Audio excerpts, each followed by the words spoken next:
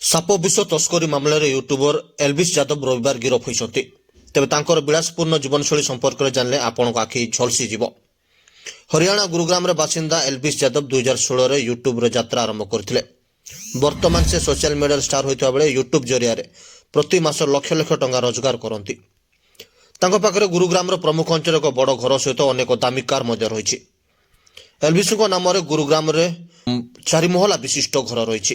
ସେହି ଘରର ଦାମ 12-14 କୋଟି ଟଙ୍କା ହେବ ବୋଲି କୁହାଯାଉଛି। ସେଥିରେ 16ଟି ବେଡରୁମ୍ ରହିଛି।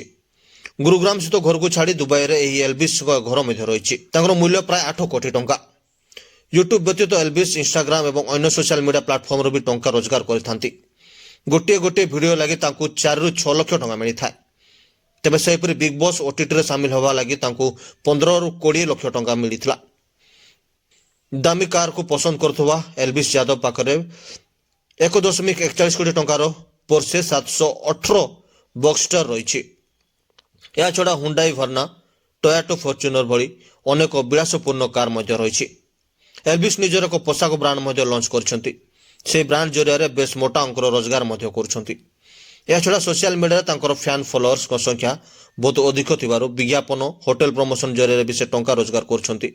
ବ୍ୟୁରୋ ରିପୋର୍ଟ, ମୋ ନ୍ୟୁଜ୍।